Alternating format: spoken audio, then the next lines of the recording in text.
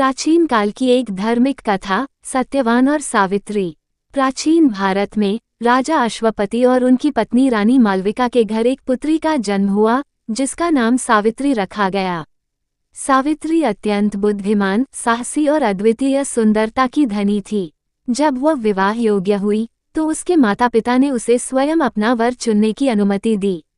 एक दिन उसने वन में एक तपस्वी युवक सत्यवान को देखा, जो अपने माता पिता की सेवा में संलग्न था। सत्यवान राजा द्युमत्सेन का पुत्र था, जो अपने राज्य से निकाले जाने के बाद अंधा हो गया था और जंगल में रहने के लिए मजबूर था। सावित्री ने सत्यवान को ही अपना पति बनाने का निर्णय लिया। सावित्री के माता पिता ने उसे चेतावनी दी कि सत्यवान की आयु बहुत कम है और उसके जीवन में केवल 1 वर्ष शेष है। परंतु सावित्री का प्रेम और समर्पण सत्यवान के प्रति अडिग था और उसने सत्यवान से ही विवाह किया। विवाह के बाद सावित्री अपने पति और ससुर के साथ वन में रहने लगी और निष्ठा से अपने कर्तव्यों का पालन करने लगी। एक दिन सत्यवान लकड़ी काटने के लिए वन में गया और सावित्री भी उसके साथ गई। तभी सत्यवान की तबीयत बिगड़ने लगी और वह सावित्री की गोद में गिर गया। तभी यमराज सत्यवान की आत्मा लेने के लिए आए। सावित्री ने यमराज से प्रार्थना की कि वे उसके पति की आत्मा न लें, परंतु यमराज ने मना कर दिया।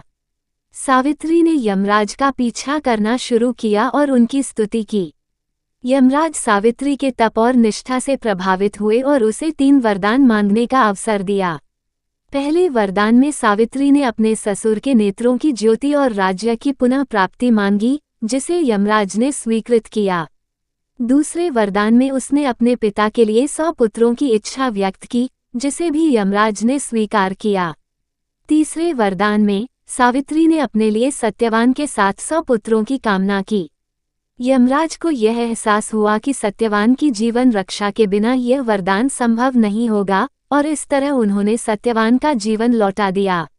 इस प्रकार सावित्री अपने दृढ़ संकल्प, निष्ठा और साहस से अपने पति को मृत्यु के मुख से वापस ले आई।